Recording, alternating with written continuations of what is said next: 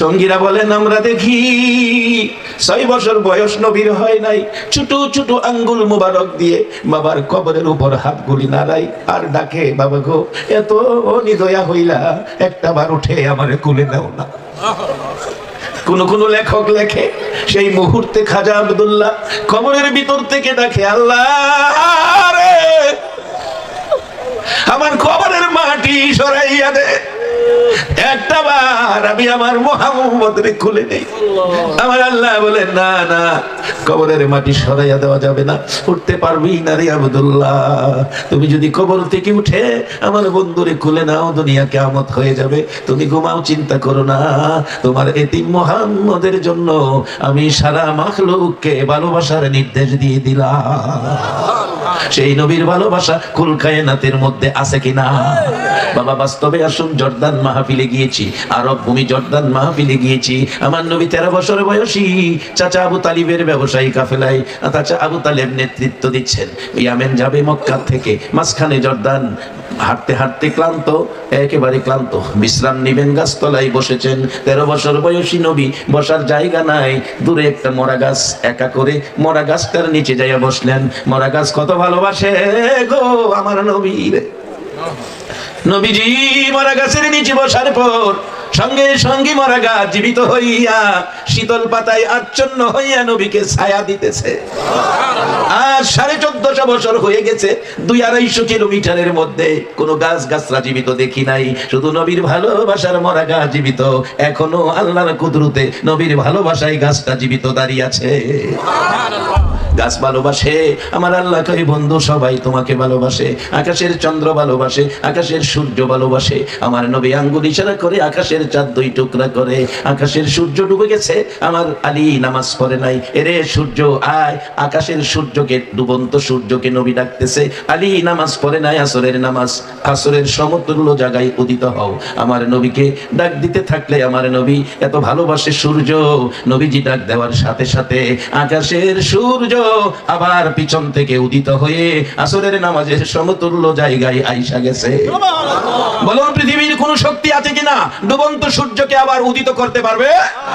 সেই নবী আমাদের, সেই নবী আল্লাহর পরিচয় করিয়ে দেওয়ার জন্য দুনিয়াতে বহু কষ্ট করেছে। আজ সেই নবী চিনা এবং মানা বলুন আমাদের দরকার আছে কিনা? তাই আসুন সামনে যাই, মহব্বতে আর রহমতের আশায় কয়েকবার দরুদ শরীফ পড়ুন। আল্লাহুম্মা সাল্লি আলা সাইয়্যিদিনা মুহাম্মাদ, আল্লাহুম্মা সাল্লি আলা সাইয়্যিদিনা মুহাম্মাদ, নাবিয়ানা শাফিয়ানা মাওলানা মুহাম্মাদ, নাবিয়ানা শাফিয়ানা মাওলানা মুহাম্মাদ। দিবানিশি মনের আমার আর দিও না যন্ত্রণা, দিবানিশি মনের আমার আর দিও না যন্ত্রণা। হায়রে দান যদি হইতাম ধনী, যাইতাম সোনার মদিনা। হায়রে দান যদি হইতাম ধনী, যাইতাম সোনার মদিনা। আল্লাহুম্মা সাল্লি আলা সাইয়্যিদিনা মুহাম্মাদ, আল্লাহুম্মা সাল্লি আলা সাইয়্যিদিনা মুহাম্মাদ, নাবিয়ানা শাফিয়ানা মাওলানা মুহাম্মাদ, নাবিয়ানা শাফিয়ানা মাওলানা মুহাম্মাদ। বালাগাল উলা বিকামালিহি কাশাফাত দুজা বিজামালিহি, হাসনাত জামিউ খিসালিহি, সাল্লু আলাইহি। আমার নবী 6 বছর বয়স পুরা হয় নাই, 1 মাস মদিনায় নানার বাড়িতে বেড়াইয়া কানতে কানতে আবার মক্কার দিকে রওনা। আবওয়া নামক স্থানে আসার পর মা আমেনা অসুস্থ, প্রচন্ড জ্বর। তাবু টানাইলেন, তাবুর ভিতরে ছটফট করতেছেন। আমার নবী, শিশু নবী মার গলায় ধরে কানতেছে, মা গো মা, কেন গো মা, আমি তোমাকে নিয়ে মদিনায় গেলাম, আজকে তুমি অসুস্থ, বাবা তো চলে গেছে, এখন কি আমি মা হারাবো? উম্মে আইমান মাথায় হাত দিয়ে সান্ত্বনা দেয়, বাবা মুহাম্মদ কেঁদো না, এইভাবে কাঁদলে তোমার মার মন দুর্বল হয়ে যাবে, তুমি কেঁদো না। আমার নবী মার বুকে পড়ে কান্দে, মা গো প্রচন্ড জ্বর তোমার শরীরে।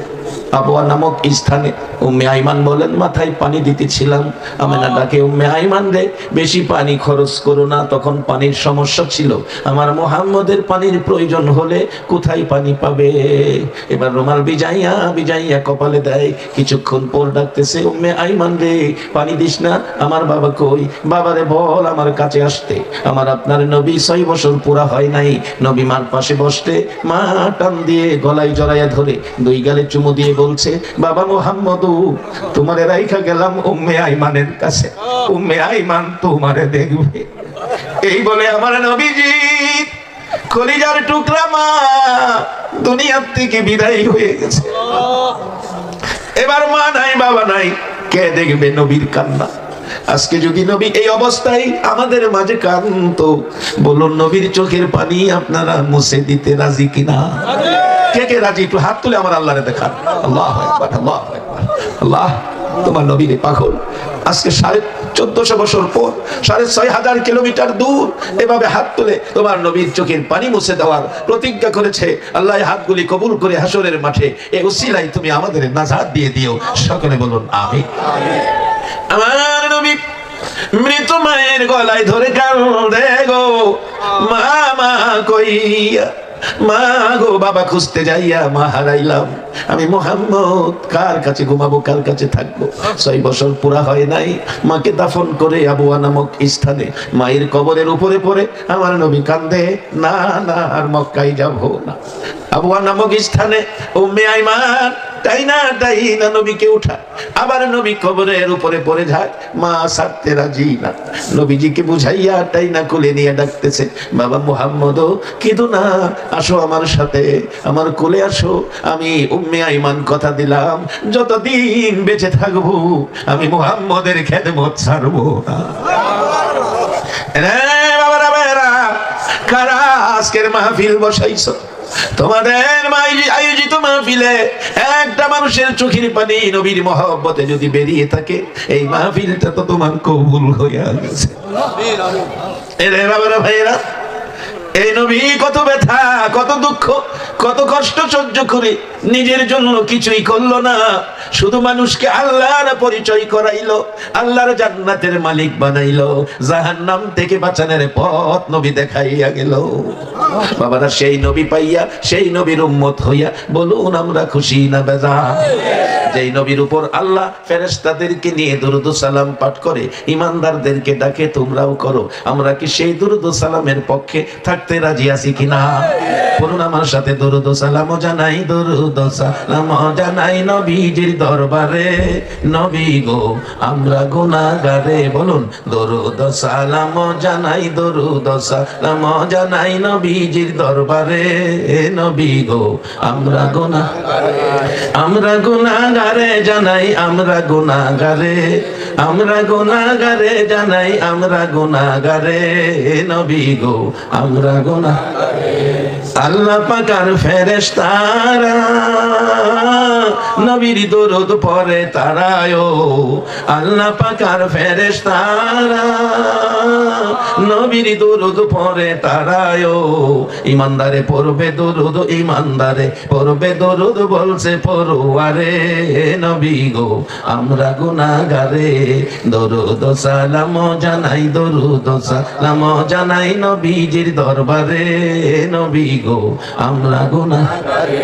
নবীর দরুদ পড়ে যারা দয়াল নবীর আপন তারায়ো, নবীর দরুদ পড়ে যারা দয়াল নবীর আপন তারায়ো, শাফায়াত করবে নবী, শাফায়াত করবে নবী ময়দানে হাসরে, নবী গো আমরা গুনাহগারে, দরুদ সালাম জানাই, দরুদ সালাম জানাই নবীজির দরবারে, নবী গো আমরা গুনাহগারে, আমরা গুনাহগারে জানাই, আমরা গুনাহগারে, আমরা গুনাহগারে জানাই, আমরা গুনাহগারে, নবী গো আমরা গুনাহগারে। সকলে একবার বলুন আলহামদুলিল্লাহ।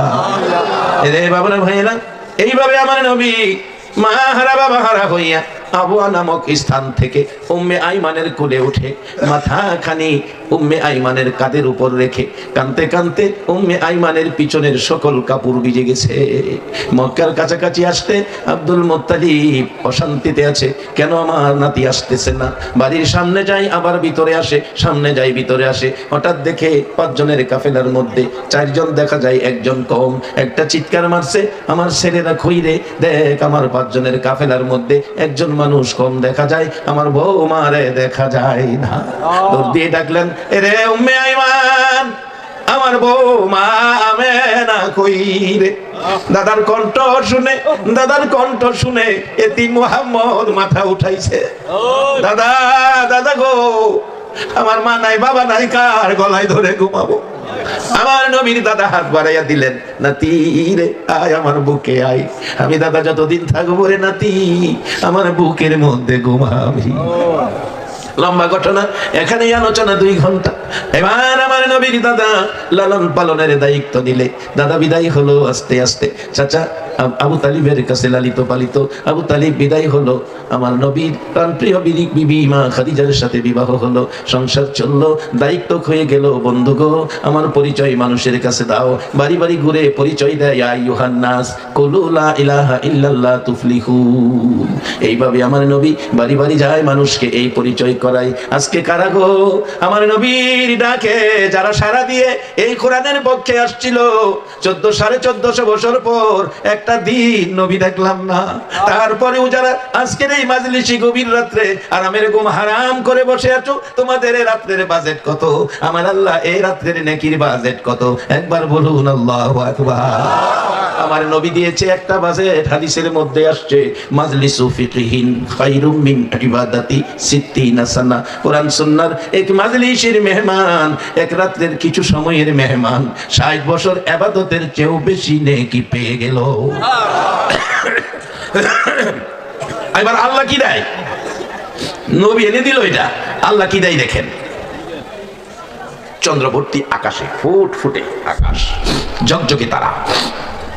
আম্মাজান আয়েশা সিদ্দিকা নবীজিকে ডাকতেছেন, ইয়া রাসূলুল্লাহ, মদিনার ঘটনা, এত সুন্দর আকাশ, ঝকঝকে তারা, চকচকে চন্দ্র, জমিন ফর্সা, কত সুন্দর। রাসূল বলেন, আয়েশা আসো আমরা ঘুরে ঘুরে দেখি। মরুভূমিতে স্বামী স্ত্রী 2 জন ঘুরে ঘুরে দেখতেছে। হঠাৎ মা আয়েশা বললেন, ইয়া রাসূলুল্লাহ, আকাশে এত তারা, এই তারার সম পরিমাণ নেকি কোন মানুষের আছে কি? আচ্ছা, জ্ঞানী গুণী যারা আছেন এখানে, বিজ্ঞানী সহ যদি থাকেন, প্রশ্ন আমার, আকাশে কত তারা আছে এ পর্যন্ত পৃথিবীর কোন জ্ঞানী গুণী বিজ্ঞানী এই গণনার খবর কি দিতে পারছে? আচ্ছা, ইমানদারের কাছে, মুমিন মুত্তাকির কাছে, মুমিন মুত্তাকিরা সত্য কথা বলে, মুমিন মুত্তাকি হবে জান্নাতি, জান্নাতি ইমানদার লোকদের কাছ থেকে শুনতে চাই সত্য কথাটা। কিয়ামত পর্যন্ত এই গণনা করার ক্ষমতা কি কোনো মানুষের আছে? কিন্তু মা আয়েশা তো প্রশ্ন করে বসছে নবীজিকে। এবার আপনাদের ইমানদারদের কাছে জানতে চাই, যার কাছে প্রশ্ন করলো জানুসিলাই কুল কায়নাত, সেই নবী কি এই প্রশ্নের জবাব দেওয়ার ক্ষমতা রাখে? সবাই কি বলেন নাই? না সন্দেহ আছে? সন্দেহ থাকলে ঈমান থাকবে না। সন্দেহ আছে? প্রশ্ন একটা, এই পরিমাণ নেকি কারো আছে? রাসূল বলেন হ্যাঁ আছে। জবাব হইল 2টা, একটা হলো আকাশের তারা কতটা গণনায় জানতে হবে, আরেকটা হলো এই নেকিটা কার আছে হেডারে চিনতে হবে। একটা জানা আর একটা চিনা। নবীজি কা হ্যাঁ এই পরিমাণ নেকি আছে। মা আয়েশা খুশি, এখন হয়তো খবরটা কইব আমার বাবা আবু বকরের এই নেকি আছে, এই খবরটা শুনবার লাগিয়া মা আয়েশা খুশি। নবী গো বলুন তো, আকাশের তারা এই পরিমাণ নেকি কার আছে একটু বলুন তো। আগেকার মহিলারা নেকি বেশি বাবার নিয়ে আছে, নিজের নিয়ে আছে এই চিন্তা করতো। অহংকার দিনের মহিলারা বাবার নেকি আছে কিনা এই চিন্তা করে। বাবা সুদ খায় না ঘুষ খায়, টাকা পয়সা নিয়ে বেশি আছে এই চিন্তা করে। গর্ব করে মার্কেট করতে গেলে 50,000 টাকা লইয়া যায়। মাগো তুমি কি ভুলে গেছো তোমার সাদা কাফন? তোমার মতো বহু মহিলা যেই ঘরে রঙের শাড়ি পরে বউ হইয়া ঢুকছিল, সেই ঘর থেকে সাদা কাফনটা গায়ে দিয়া কবরে গেছে। দেখো কবরের পাশে তোমার মতো বহু মহিলা কবরের মাটির সাথে মিশে গেছে, কবরে ঘাস জ্বালাইয়া গেছে। বাবারা ভাইয়েরা, যে মার কবরে যে বাবার খবরে খবর নিলা না। তোমার পেটের উপর একটা মশা যদি বসছে, তোমার মা মশাটাকে তোমার পেটের উপর থাপ্পড় দেয় নাই, পেটে আঘাত পাইবা, দুই হাতে থাপ্পড় দিয়া মশাটা মারছে, বলুন ঠিক কিনা? পেটের উপর থাপ্পড় দিল না গো মা, ও দরদি মা, পেটের উপর থাপ্পড়টা দিল না। চাপটা খাইলে বাচ্চা দুঃখ পাবে, ব্যথা পাবে, দুই হাতে থাপ্পড় দিয়ে মশাটা মারছে। এই মার কবরের পাশে যাইয়া দেখো, যেই মা তোমার পেটের উপর একটা বালিশ রাখছে না, কষ্ট হবে, সেই মার পেটের উপর 2.5 মণ মাটি কবরের ভইরা রইছে। যেই বাবা তোমারে খুলে লইয়া হাঁটছে, কষ্ট হয়েছে, কুলে রাখতে কষ্ট হয়, হাঁটতে পারে না, বাবা টান লইয়া কুলের থেকে কাঁদে নিছে। এই বাবার কবরের পাশে যাইয়া দেখো, কবরের ভাস ভাঙ্গা, বাবার হাড্ডি ভাঙ্গা গেছে। আজকে সেই কবরস্থানের খবর নাও, কবরস্থান সাজাও। এই কবরে তুমিও যাইবারে বাবা, কবরস্থানটা পবিত্র রাখো, কবরস্থানে যাইও। একটা আল্লাহওয়ালা যদি কবরে শুয়ে যায়, ভালো একটা নেককার মানুষ যদি কবরে শুয়ে যায়, একজন নেককার মানুষের উসিলায় পুরা কবরবাসী শান্তি পাইবে। এরে বাবারা হয় না, মা দরদি সন্তানের একটু কষ্ট সহ্য করতে পারে না। এই মা বাবা যদি কবরও থাকে, সন্তান হইয়া মা বাবার খবর নেওয়া দরকার আছে কিনা? আমার আল্লাহ বলছে, দুনিয়ায় যদি মা বাবা থাকে খেদমত করো, আর যদি কবরও থাকে দোয়া করো। কি দোয়া করবে? রব্বির হামহুমা কামা রব্বায়ানি সগীর। এই আদর্শ দিয়ে গেলেন নবী, শিখাইলেন আমার আল্লাহ। বাস্তবে আমার নবী নিজেই কষ্ট করে আদর্শটুকুন আমাদের কাছে পৌঁছাইলেন।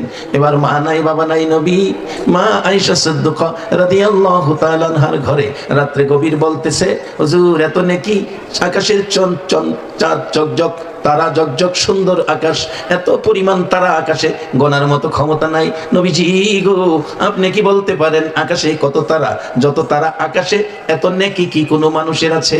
আমার নবী বলেন, আয়েশা আছে, একজন মানুষের এত নেকি আছে। মা আয়েশা খুশি, এই কথাটা বুঝি আমার বাবা আবু বকরের বেলায় বলবে। ডাকতেছে আয়েশা সিদ্দিকা, বা হুজুর বলুন এই নেকি কার আছে? এত নেকি ব্যক্তিটা কে? আমার নবী বললেন, আয়েশা রে, এই ব্যক্তি হলো হযরতে উমরে ফারুক। উমরের নেকি, আকাশের তারা যত, উমরের নেকি তত। মা আয়েশা ইতিমের মতো তাকিয়ে আছে। রাসূল বলেন, আয়েশা তাকিয়ে আছো কেন? কিছু বলবে না? হুজুর তাকিয়ে আছো কেন?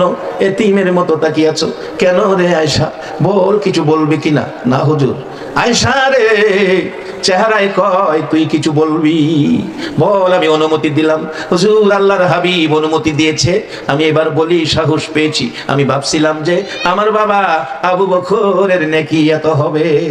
আমার নবীর সাথে সাথে গাল বেয়ে চোখের পানি ছেড়ে দিছে। আয়েশা শোনো, উমরের নেকির খবর শোনাইলাম, শোনো তোমার বাবা আবু বকরের নেকির হিসাব। আয়েশা রে, যেদিন আমি নবী মক্কা ছেড়ে হিজরত করে মদিনায় আসবো রে, মক্কাবাসীর যন্ত্রণায়। রে শ্রীরামপুরের ভাইরা, বাবারা, ও আমার মা বোনেরা, মক্কায় নবীর জন্ম, মক্কাবাসী নবীরে মারে গো, মক্কার যন্ত্রণায় নবী মদিনায় যায়। আজকে বাংলাদেশে নবীর আশিক পাগলেরা একটা দিন নবী দেখলো না, নবীর মায়া আরামের ঘুম হারাম করে মাহফিলে বসে আছে, মাহফিল ছাড়লো না। এরে বাবার ভাইয়েরা, কবরে যেদিন যাইবা গো, সেদিন আর কেউ কবরে আসবে না, আসবে গো আমার দয়াল নবীজি। ফেরেশতারা ইশারা করে বলবে, ওনাকে চিনো, ওনাকে চিনো। বলুন আমরা নবীকে চিনবো কিনা? যারা নবীর পাগল, যারা নবীর আশিক, যারা নবীর আদর্শ মানে, যারা নবীর তরিকা মানে, যারা নবীর কথা মানে, তারা চিৎকার মেরে বলবে, ফেরেশতারা রে সর, জীবনটা ভোর নবীর মায়ায় কাঁদছি, একটা মন ভরে আমার নবীরে দেখি। এরে বাবারা ভাইরা, কবরে যাইয়া নবীরে দেখার আগে দুনিয়ার জমিনে ঘুমের ঘরে একটা রাত্রে নবীরে দেখবার আশা কার আছে? একটু হাত তুলে দেখান কার আছে। আল্লাহু আকবার। যদি আশাই থাকে এই আশাই যদি থাকে নবীজিকে ঘুমের ঘরে দেখার ভাগ্য হবে। যার বাস্তব ঘটনা একটা লোক নবীর পাগল, তার ইচ্ছা হলো আমার মৃত্যুটা যেন মদিনার সীমানায় হয়। মদিনায় দৌড়াইয়া মদিনার সীমানায় চলে গেছে, মদিনায় থাকে, মৃত্যুটা যেন মদিনায় হয়, মদিনায় থাকে, রাত্র কাটায় দিন কাটায়। সকালবেলা প্রস্রাব পায়খানার প্রয়োজন হয়েছে, প্রস্রাব পায়খানা মদিনার কেমনে করব, যে মাটিতে রাসূল ঘুমিয়েছে মদিনার সীমানার মধ্যে প্রস্রাব পায়খানা কেমনে করব, চলে গেছে মদিনার সীমানার বাইরে। আবার ভাবতেছেন প্রস্রাব পায়খানার জন্য মদিনার বাইরে আসছি, যদি প্রস্রাব পায়খানা অবস্থায় মদিনার সীমানার বাইরে আমার মৃত্যু হয়ে যায় তাহলে তো আমার জীবনটা সার্থক হলো না, মনের আশা পুরা হলো না। কোন মানুষের পায়খানার মধ্যেও মৃত্যু হয়, কি কি হয় হয়। মির্জা গোলাম মোহাম্মদ কাদিয়ানী মিথ্যা নবী দাবি করছেন, হ্যাঁ মৃত্যু হয়েছে পায়খানা থুইরা।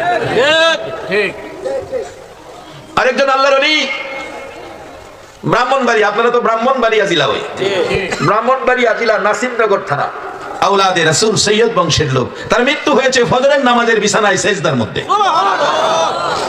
এটা একটা মানুষের সেজদা অবস্থায় মৃত্যু আর পায়খানাত পয়রা মৃত্যু, এটা কি এক মৃত্যু হবে? নবীর পক্ষে ছিলেন আবু বকর, তার বাড়িতে মক্কা টাওয়ার হারাম শরীফের জামাতে এক জামাতে নামাজ হয়। আর নবীর সাথে দুশমনি করেছে, নবী চিনে নাই আবু জাহেল, তার বাড়িতে জানি কি জি, আরে বাথরুম ল্যাট্রিন করলে তো হের দাম বাইরে দেবুগা, এর বাড়িতে কি পায়খানা, হেরে দাম বাড়ান যাইতো না, দাম বাড়লে আখেরি নবীর উম্মতের বাড়বো। আমার ওয়াজে না, আল্লাহ ওয়াজ করছে, কুনতুম খায়রা উম্মাতিন উখরিজাত লিন-নাস, একবার বলুন আল্লাহু আকবার। আল্লাহ আপনার দাম বাড়াইছে আখেরি নবীর খাতিরে। এই নবী চিন্না যে রাস্তায় থাকলে দাম বাড়ে, এই রাস্তাটা ধরে রাখা দরকার আছে কিনা? বাজান কবর সামনে, বেশি দিন বাহি নাই, কে কোন দিন কবরে যাবেন গ্যারান্টি দিতে পারবেন?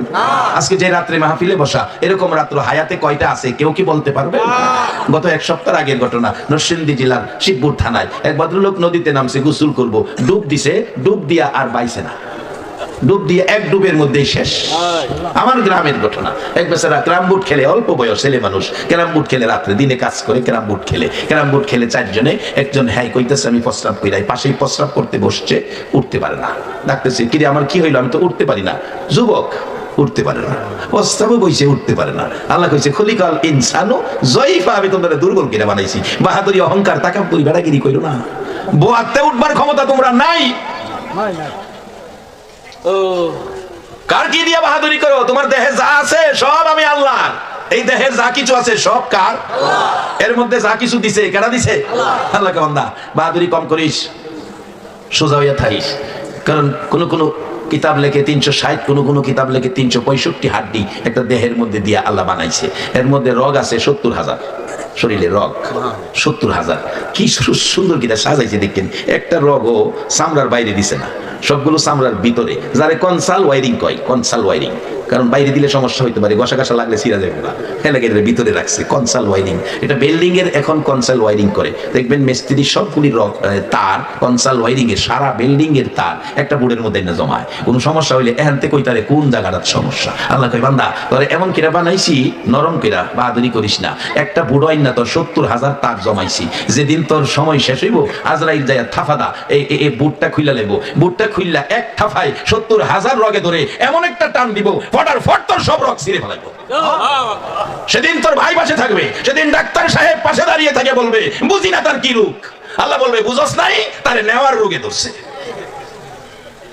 দেশের বন্ধু বান্ধব আত্মীয় স্বজন সব চারদিক ঘেরাও করে রাখবে, মাঝখান থেকে আজরাইল একটানে তোমার 70,000 রগ ছিঁড়ে ফেলবে। তুমি তখন মৃত্যু হয়ে লাশ হয়ে যাবে, তোমাকে পশ্চিম দিক থেকে মাথাটা টাইনা দক্ষিণ উত্তর মাথা তোমাকে উত্তর দক্ষিণ করে শোয়াবে। বলুন সেদিন প্রত্যেকের সামনে আছে কিনা? সেই দিনটাই কি আপনারা সম্মানী হতে চান? তাইলে আসুন সামনে, কাকে সম্মান করবে আজরাইল? আসতেছি বাজান সামনে। আজকে রাত্রের বসাটার মর্যাদা আপনাদের কত আল্লাহ দিয়েছে সেটা আগে শেষ করি। কষ্ট হইতেছে আপনাদের? বাবারে বসো, আজকে আসো প্যান্ডেলে বসা, এমনও হতে পারে কালকে এমন সময় কবরে শোয়া। বসার থেকে উঠতে পারে না। আমার গ্রামের ঘটনা, 2-2.5 মাস হয়েছে ঘটনাটা। বসার থেকে উঠতে পারে না, ডাকতেছে আমার কি হলো রে, আমি তো উঠতে পারি না। বাকি বন্ধুরা যাইয়া তাই না উঠাইছে, তাই না উঠাইয়া ডাক্তারের কাছে পাঠাইছে। ডাক্তারের কাছ থেকে আর জীবিত আসতে পারলো না, দুনিয়ার থেকে বিদায় হয়ে গেছে। অল্প বয়স। হ্যাঁ, কি জানতো এই রাস্তায় ক্যারাম বোর্ড খেললে প্রস্রাব করতো, বইলে উঠতো না, তাইলে কি হ্যাঁ গর্তে বাইরে নিলে? বাবারা ভাইরা, নেকি কামাই করো, সময় থাকতে কবর যাওয়ার আগে কবরস্থান তৈয়ার হয়ে গেছে। আজকে কবরস্থানের উদ্যোগে মাহফিল, কবরস্থান তৈয়ার হয়ে গেছে। এবার ডাকতেছে মা আয়েশা সিদ্দিকা, হুজুর এই নেকি কার আছে? আমার নবী বলেন তোমার বাবা আবু বকর সিদ্দিকের নয়, এই নেকি হলো হযরতে ওমরের। মা আয়েশার মনটা ভারী। আমার নবী বলেন আয়েশা মনটা ভারী কেন? না হুজুর এমনি। আয়েশা রে বুঝেছি, বুঝতে বাকি নাই। বাবার নেকি জানতে চাইছিলাম কত হবে, এই নেকি কামাইলো ওমর, আমার বাবা কি পারলো না? আমার নবী গাল বেয়ে বেয়ে চোখের পানি ছাড়তেছে। আয়েশা রে শোনো, তোমার বাবার নেকির খবর বলি। তোমার বাবা যেদিন আমি মক্কা থেকে মক্কাবাসীর যন্ত্রণায় হিজরত করব, মদিনায় যাব, ব্যথায় ব্যথিত হয়ে আমি যখন রাত্রে কান্দি, আমার আল্লাহ আমাকে নির্দেশ দিল, বন্ধু গো মক্কায় থাইকো না, মদিনায় চলে যাও, মদিনার মানুষ তোমারে ভালোবাসা দিবে। আজকে যদি আমার নবী দুনিয়ায় থাকতো আর মক্কা থেকে যদি হিজরত করতে হতো, আমার বিশ্বাস আমার আল্লাহ বলতো, বন্ধু গো বাংলাদেশে চলে যাও, বাংলার মানুষ তোমারে ভালোবাসা দিবে। আরে বাবারা মায়েরা, কপাল ভালো আপনাদের, কপাল ভালো আজকের আয়োজকদের। জীবনে মানুষ কত দিকে পয়সা খরচ করে গো, আমার নবীর ভালোবাসার দিকে আসে না। আজকে কারা এই আরামের ঘুম হারাম করে মাহফিলে বসে আছেন? এই সময়টার দাম কত? কত মানুষ লেপ কম্বল খাতা গায়ে দিয়ে ঘুমাইতেছে। আপনারাও ঘুমাইতে পারতেন, ঘুমাইলেন না। আমার নবী বললেন আল্লাহর নির্দেশ হিজরত করতে হবে। বলেছিলেন আবু বকরকে, আবু বকর মন কয় হিজরত করতে হবে রে আবু বকর, সেদিন সঙ্গী হবে তুমি আবু বকর। সেদিন থেকে আবু বকর, যেদিন মক্কার সারা মানুষ ঘুমের ঘরে ঘুমায়, আবু বকর দরজার কিনারে হিজরতের অপেক্ষায় কান পাতিয়া দাঁড়াইয়া থাকে। এসা করে দাঁড়ায় ফজর পর্যন্ত, এইভাবে সারা রাত দাঁড়াইয়া থাকে। সব মানুষ তো ঘুমায়। আজকে যেমন এলাকার কত মানুষ ঘুমায় গো, আপনারা তো নবীর মায়ায় বসে আছেন।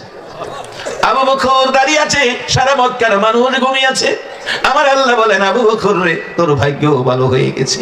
আমার নবী যেদিন হিজরত করবেন, এদিন আবু জাহেলের নেতৃত্বে 40 বংশের 40টা যুবক নবীজির হুজরা ঘেরাও করেছে, পিঠে পিঠ লাগাইয়া ফাঁকে দিয়া যেন নবী যাইতে না পারে, নবীকে কতল করে ফেলবে। আবু জাহেল দাঁড়াইয়া হাসতেছে, ভাতিজা এবার তোমার রেহাই নাই, এবার তোমার রেহাই নাই। আচ্ছা আপনারা বলেন কি, আবু জাহেল যদি কয় রেহাই নাই, আমার নবীর কি রেহাই থাকবে না? আমার নবীর পক্ষে আছে কে? আর ভাইরা আসুন আমরা মদিনায় যাই। এখনো মায়ার নবী, উম্মতের দরদ নবী মদিনায় ঘুমায়, মদিনায় ঘুমায়। শুধু ঘুমায় না, 24 ঘন্টায় নবী উম্মতের মায়ায় কান্দে। বাবারা কাঁদতেছে মদিনায় মৃত্যু হওয়ার জন্য। ওই যে লোকটা পায়খানা প্রস্রাব করবে বাইরে গেছে, পায়খানা প্রস্রাব করবে বাইরে গেছে।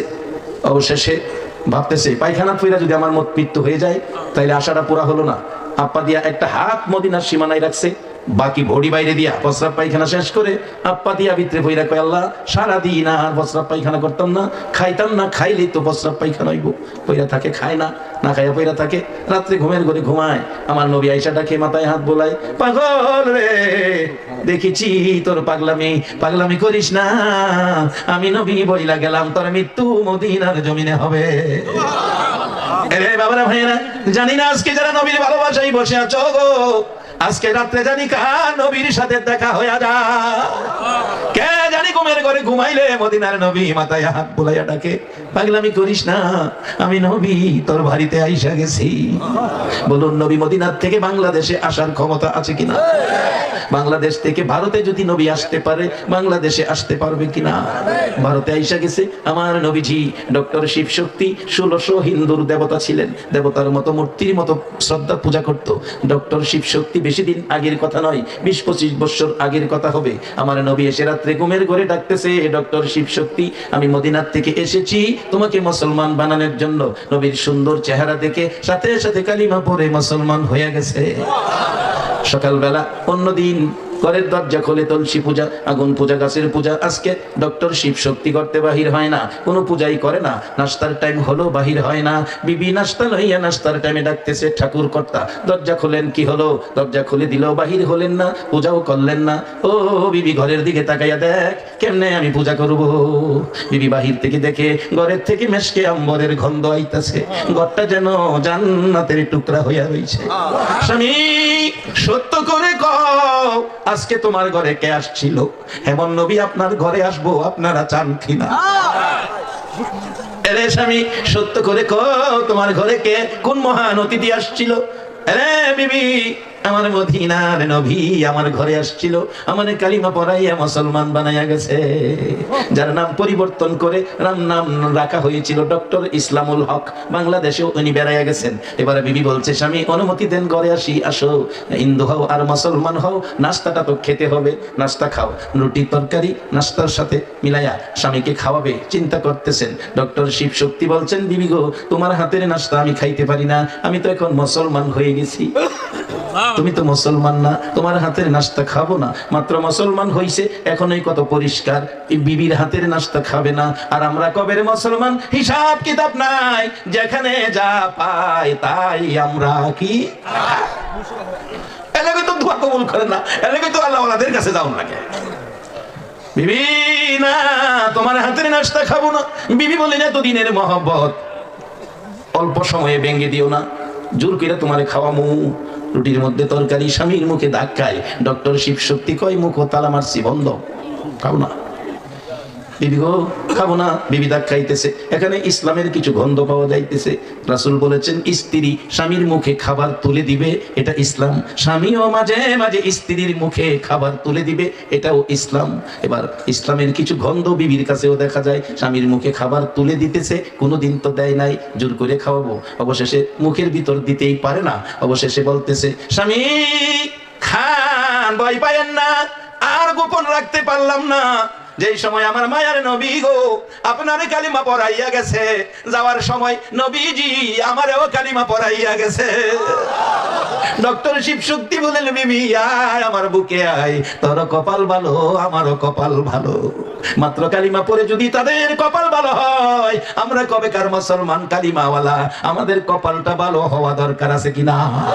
দুইজন খুশি, নবীর হাতে কালিমা পড়েছে, মুসলমান কপাল ভালো হয়ে গেছে। বিয়ের উপযুক্ত মেয়ে দৌড়াই আসছে, মায়া বাবার গলায় ধরছে, বাবা তুমিও খুশি মাও খুশি। ঘটনাটা কি? মা কয় মেয়েরে, বাবা কয় মেয়েরে, আজকে আমরা বিশ্ব নবী আসছিল ভারতের জমিনে, আমরা দুইজনকে কালিমা পড়াইয়া মুসলমান বানাইয়া গেছে, এই জন্য আমরা খুশি। মেয়েটা বলতেছে বাবা আমার খবর জানোনি, তোমরা দুইজন রে কালিমা পড়াইয়া যাওয়ার সময় নবীজি আমারও কালিমা পড়াইয়া গেছে। একবার বলুন আল্লাহু আকবার। এরে বাবারা ভাইরা, তারা খুশি, তাদের জীবন ধন্য হয়েছে। আমরা কবে কালিমা পড়েছি, জীবন ধন্য করতে পারলাম না। আসুন দেখি ধন্যের পথে যাই। আম্মা জান আয়েশা সিদ্দিকা বলেন ইয়া রাসূলুল্লাহ এত নাকি আমার বাবা পাইলো না। আমার নবী চোখের পানি ছেড়ে দিলেন, আয়েশা রে শোনো তোমার বাবার নাকি, যেদিন আমি মক্কাবাসীর যন্ত্রণায় মায়ের দেশ বাবার দেশ ছেড়ে মদিনায় যাব, তোমার বাবাকে বলেছিলাম 6 মাস পরে তোমার বাবার কাছে যাব। আবু জাহেল ঘেরাও করেছে, জিবরাইল এসে বলেছে হুজুর ঘুমাই দিয়েছেন, ঘেরাও উঠেন। উঠছে, কি করবো এখন? চিন্তা করেন না, এক মুষ্টি বালু হাতে দিলেন, কোরআনের একটা আয়াত বলে দিলেন, এটা তেলাওয়াত করে ফু দেন, ছিড়াইয়া দেন, কি হবে? কি হইব আমি দেখুন। নবী ছিড়াইছে, জিবরাইল হলতের সোহনিয়া বাইটা দিছে, খালি কসলাই পাথরের কণা, আরবের বালু। আমাদের দেশে বালু সোহ দিলে সোহের পর্দা কেটে চোখ পরিষ্কার হয়, খালি তা পাথরের কণা সোহ দিছে, আর কস্তান দেয় আর বিতে খালি ডুবে। দুইকে একটা জায়গায় এমনি একটা জায়গায় হেমনে গিয়া নিজেরা এই ফট লাগে লাগে যাইতেছে গেলে হেরারে হেরা মারে, মারামারি লাগছে। এই সময় জিবরাইল হুজুর রাস্তা ক্লিয়ার, জানগাম না। আমার নবী যাইয়া দেখে আবু বকর ছোট্ট ছোট্ট সুরে, আবু বকর লাব্বাইকা ইয়া রাসূলুল্লাহ। জানালা দিয়া, দরজা খুলে নাই, জানালা দিয়া বাইরে আইছে, আয়া দেখে নবীর চোখে পানি। হুজুর কান্দেন কেন গো নবী, কেউ কি আঘাত করেছে? না রে আবু বকর, মায়ের দেশ বাবার দেশটা ছাইরা যাইতে চোখে পানি। আজকে সেই ব্যথা এখনো আমাদের দেশে আছে। আমার বড় ভাইয়ের ছেলে ভাতিজা বাহিরে থাকে, আজকে বিদায় হয়ে যাবে। আমিও বাহিরে দাঁড়িয়ে আছি, ভাতিজা বিদায় হবে, একসাথে বাহির হইলাম। ভাতিজা দাঁড়াইছে, মায়ের দেশ বাবার দেশ ছেড়ে বিদেশ যাবে, জ্বর জ্বর করে চোখের পানি পড়ছে। বাবারা এই কষ্ট করে আমাদের দেশের সোনার ছেলেরা বাহির থেকে টাকা পাঠায়, আর আমরা মা বাবা এই দেশে সুখে থাকি, টাকা লইয়া বড় বড় বাজার করি। এমন সন্তান যার বিদেশ আছে তাদের জন্য কিছু ক্ষয় খরচ করা, এরকম মাহফিলে দোয়া চাওয়া, বলুন আমাদের দরকার আছে কিনা? আমার নবীও কান্দে, আবু বকর মায়ের দেশ বাবার দেশটা ছেড়ে যাইতে মায়া লাগে রে। আমি কান্দি, আবু বকর চলো, দেরি করা যাবে না, পিছনে শত্রুদের আওয়াজ শোনা যায়। আবু বকর বলছে হুজুর চলুন। আমার নবী বলেন, আবু বকর তুমি কি ঘুমাও নাই? ডাক দেওয়ার সাথে সাথে উঠে গেছো। হুজুর 6 মাস আগে বলেছিলেন। আমি আবু বকর আল্লাহর কসম করে বলি 6টা মাস হিজরতের অপেক্ষায় আমি আবু বকর দরজায় দাঁড়াইয়া রাত্র কাটাই। নবীজি গো ফজরের আজান দিলে মসজিদে যায়, বিছানায় পিঠ লাগাই না। আমার নবী বলেন, রে আয়েশা, নবীর ভালোবাসার ওই এক একটা রাতের বিনিময় আমার আল্লাহ এত নেকি আবু বকরকে দিয়েছে। সমস্ত উম্মতের নেকি উমরের মতো আকাশের তারা পরিমাণ হলে সকল নেকি এক পাল্লাই দিলে, তোমার বাবা আবু বকরের এক রাতের নেকি আর এক পাল্লাই দিলে তোমার বাবার আবু বকরের নেকির সাথে ওজনে কুলাবে না।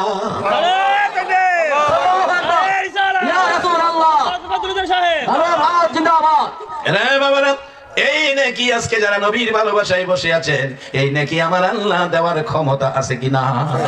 এই নবীর পক্ষে বৈশা নবীর ভালোবাসা দিয়া বলুন আপনারা খুশি না বেজার? বাজান শেষ দিকে গেলাম, কেন দিবেন না? যেদিন আমার নবী দুনিয়ার থেকে বিদায় হবে, আম্মা জান আয়েশা সিদ্দিকার ঘরে নবীজি মা ফাতেমা মাতার পাশে বসে আছেন। আজরাইল এসে গেছেন। আমার নবী বলেন, আজরাইল রে দাঁড়াও, অপেক্ষা করো, আমার ভাই জিবরাইল আসো। জিবরাইল এসে গেছে, ডাক দে। আমার নবীজি কান্দে, জিবরাইল রে আমি যদি চলে যাই আমার উম্মতের দেখাশোনা কে করবে? আল্লাহ বলেন, জিবরাইল আমার বন্ধুরে বলে দাও, বন্ধুর অনুপস্থিতিতে বন্ধুর উম্মতের দেখাশোনার তত্ত্বাবধায়ক আমি আল্লাহ হয়ে গেলাম। আমার নবী কান্দে, জিবরাইল রাখো, আমার উম্মত কিভাবে চলবে, কি উপায় হবে? জিবরাইল আজরাইল বড় কঠিন, মানুষকে কষ্ট দেয়, আমার উম্মতের কষ্ট দিবে, এই ফয়সালা করে দাও। এবার আজরাইল বলছে, নবীজি গো আপনি খালি কান্দেন উম্মতের জন্য, 63 বছর জিন্দেগি কাটছেন উম্মতের জন্য, চোখের পানি এখনো দূর হয় নাই। নবীজি গো কাঁদবেন না, আমি আপনার ব্যথা সম্পর্কে জানি। জীবনে একটা দিন বাবার চেহারা দেখলেন না, 6 বছর বয়সে মা হারায়া কাঁদলেন, আর কত উম্মতের জন্য কাঁদবেন। আমি আজরাইল জিবরাইলের সামনে কথা দিলাম, আপনার উম্মত যারা হবে, আপনার উম্মত যারা হবে, আপনার উম্মত যারা হবে, আমি আজরাইল রূহ বের করে নিব, একটু খবর তারা পাবে না। আমার নবী বলেন, জিবরাইল রে জানতে চাই কেমনে বাহির করবি? জিবরাইল ডাকে, হুজুর বাচ্চা মারে, মা বাচ্চারে ঘুম পাড়াইতে যায়া বাচ্চা কুলে লইয়া মা স্তনের দুধ খাওয়ায়, বাচ্চাটাকে আস্তে আস্তে নাড়া দেয়, বাচ্চা দুধ খাইতে খাইতে মার কোলে ঘুমিয়ে পড়ে। মা গভীর ঘুমে পড়ার পরে বিছানার মধ্যে আস্তে করে শোয়া দেয়, আস্তে করে শোয়াইয়া মা বাচ্চার মুখ থেকে স্তন আস্তে করে বাহির করে আনে, বাচ্চা ঘুমিয়ে তাকে খবর পায় না। হুজুর